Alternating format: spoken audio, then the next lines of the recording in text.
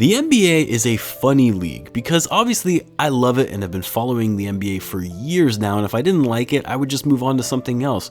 But the way in which the NBA handles some of their business practices is comical, to say the least. And what I mean by that is the hypocrisy and favoritism at which they hand down penalties or sanctions, whether it be to players, teams, front office personnel, to reprimand those who don't follow NBA rules and guidelines, whether on the court or off the court. Depending on the status of certain individuals or teams, the NBA will often pick and choose how strict or tough penalties they'll enforce depending how much it impacts their revenue stream and bottom line. They will do what they can to preserve their cash cows after all. Now, yesterday, after nearly 4 months to the day, we finally received a verdict on the tampering investigations into both the Chicago Bulls and the Miami Heat and their sign and trade transactions for Lonzo Ball and Kyle Lowry, respectively. And according to the NBA, based on their findings from the investigation, they determined that both teams did in fact violate the anti-tampering rules and will now have to forfeit their first available second round picks, which, before I get into that further, is a huge sigh of relief if you're a Bulls fan, because I think a lot of people had assumed that the NBA was going to come down hard on this investigation to really set a strong precedent for teams to not tamper in the future, and that the league would make an example out of the Bulls and the Heat. So I think most people felt that it was likely the Bulls were going to lose a first round pick and receive a hefty fine in addition to that, which, as fans, we don't care if the organization gets hit with a fine. It's not our money and it doesn't impact our salary cap either, but losing a first round pick would be a pretty big blow. Don't get me wrong, losing a second round pick is unfortunate as well, and you kind of wish the Bulls would have handled this a little bit better, but the fact of the matter is every team in the NBA tampers, which I'll talk about in a little bit. But the good thing is, because the Bulls actually owe their second round picks to various teams in the form of trades for the next few years, the second round pick they will in fact be forfeiting is their second round pick in 2026. 2026, like by the time the Bulls actually have to pay up for tampering into getting Lonzo Ball, the 4-year contract that he signed with the Bulls will have already been completed. So I know it might not seem like it, but this is a huge win for the Bulls in the sense that they didn't have to forfeit a first round pick, which a lot felt was going to be the case and why they fought for getting a first round pick in the Lowry market and sign and trade. And the pick that they do lose won't happen for another 5 years. Basically, this is the softest slap on the wrist the league could have possibly handed down to the Bulls. But look, what I want to talk about in this video is a broader issue the NBA has on their hands.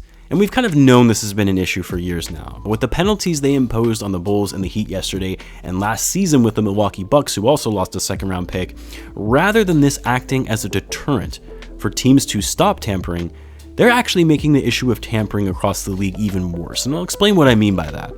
So throughout the years, in every free agency period during the offseason, we get the Woj bombs, the shams bombs, that certain player has agreed to a deal with X team, and oddly enough, it happens literally seconds after the quote-unquote official free agency period opens.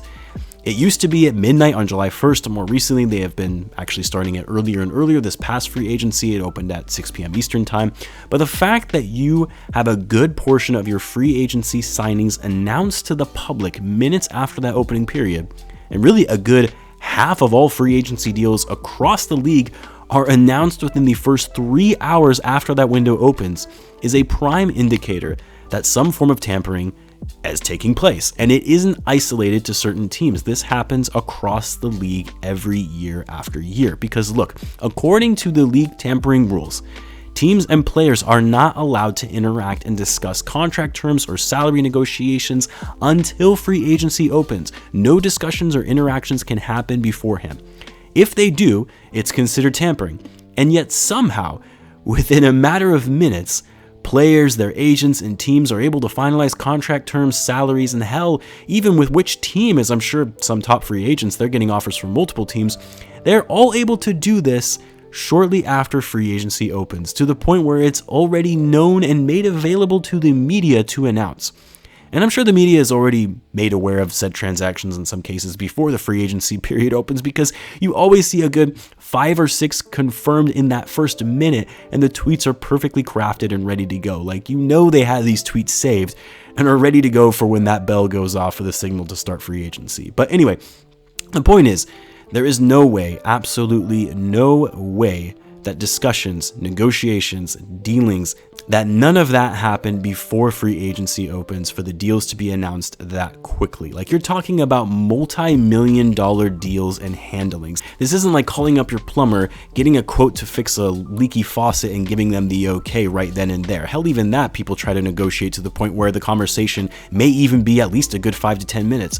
But these transactions are worth millions of dollars and have bearing on the future of a franchise. Like, a good amount of thought, discussion, assessment, and negotiations are going into these dealings, and it's laughable to think that something this big could be agreed upon in minutes. So that's one. Because of this, we know teams are tampering as a result, because we're not stupid. Like, even when teams try to keep it under wraps, we know what's going on. Now, because of this, a precedent has been set across the league that basically, if you want to get things done and get the free agent you want, you have to go against the rules. And as long as you keep it hush hush, don't leave a trail, the league isn't really going to do anything about it. But you have to be careful, because this is a big no-no and the league could impose sanctions on you if you do tamper. That is what it used to be like. Until last season, when the league started getting a little more quote-unquote strict. I use that in air quotes because, again, their sanctions are really just slaps on the wrist at this point. But up until then, teams tampered, but there was always the fear of what the league might do if they got caught. Like, it was an unspoken thing that tampering exists, but teams weren't really quite sure what would happen if the league started imposing sanctions, how strict they would be, and is it worth risking some of the tampering behavior to get the free agent that you want? It was always an unknown, until now. So the league, starting last season, said it was going to start imposing strict penalties on teams who violate their anti-tampering rules, and they actually started investigating into some of these dealings, and sure enough, they did, like I mentioned last season with the Milwaukee Bucks and then with the Bulls and the Heat.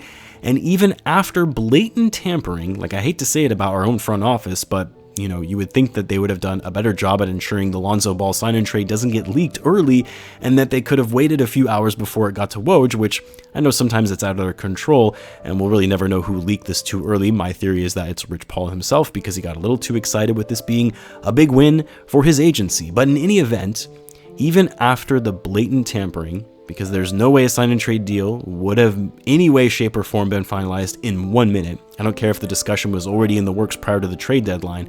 It wouldn't be able to get finalized that quickly with all parties involved. So with clear, again, blatant tampering, the league does this massive 4-month investigation. Like, hey, this might be serious. They're doing a thorough investigation. After all of that time, they slap you with forfeiting a second-round pick 5 years from now. Like, really? This is what you use to set an example that the league isn't going to tolerate this anymore? Don't get me wrong, I'm thrilled that my team walked away stealing this one. I'll take a future second-round pick in exchange for Lonzo Ball any day, and I'm sure Heat fans will feel the same way about Kyle Lowry, but this is the precedent that you're going to set? Hey, if you tamper, you might lose a second-round pick. Like, teams are going to take that seriously. If anything, now teams are more likely to tamper than they did before and not shy away from it, because they'll gladly sacrifice being penalized a second-round pick for them to get the free agent they really want, and making deals behind the scenes to get it done. See, before it was unknown or uncertain what would potentially happen if they got caught.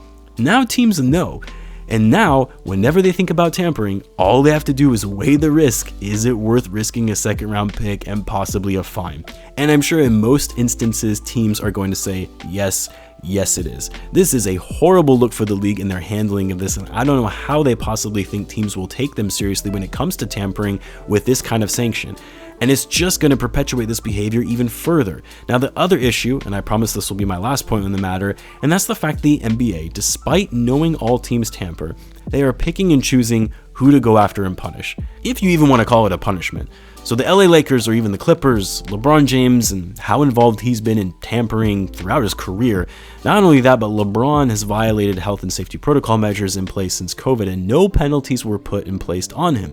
With the tampering that exists from teams like the Lakers or even the Knicks, I still have no idea how that Kemba Walker trade was even allowed to happen when the NBA was still in the middle of the playoffs, but the NBA simply turns away from these types of tampering. No investigations, no sanctions, nothing, possibly because LeBron James is the single biggest revenue driver for the league. Like, if you're gonna do investigations and penalize teams or players, at least do it consistently without favoritism or bias because of the numbers and ratings they bring to the league. The other thing I seriously have no idea why this wouldn't be the case is how are the Pelicans or Raptors, the other parties in these sign and trades, not reprimanded in any way or found of any wrongdoing whatsoever? You know, it takes all parties involved to agree, so if the Bulls were in fact found guilty of tampering, wouldn't that also apply to the Pelicans who agreed to the sign and trade before free agency began? I don't know, maybe there's something I'm missing here. Would love you guys to help me understand that one in the comments. Anyway, guys, I guess the point I'm trying to make in all this is 1, the Bulls got away with a slap on the wrist, which is excellent. 2, the NBA just made their issue with teams tampering worse now that they have set this precedent that all you'll get is a small penalty if you do in fact tamper. And then finally, the lack of consistency in who they choose to punish, and their mishandling of this so many years makes it hard for any team to really take them seriously on this matter until they start actually imposing strict sanctions, saying taking first round picks away, or actually vetoing some of these sign and trades or free agency signings because they in fact tampered. Every team is just going to continue doing it. It's never going to stop. I want to know what you guys think though. What were your thoughts on the decision made by the league to impose a second round pick penalty on the Bulls? Do you think it was fair, justified, or really just a joke all around? Let me know in the comments. Don't forget, the Bulls will be taking on the Knicks later tonight. I'll have a live group chat for that on the channel and on the Discord, so be on the lookout for that. And as always, guys, be sure to subscribe if you're a Bulls fan, as I do post daily Bulls content. Thanks again for tuning in, guys, and I will catch you in the next one.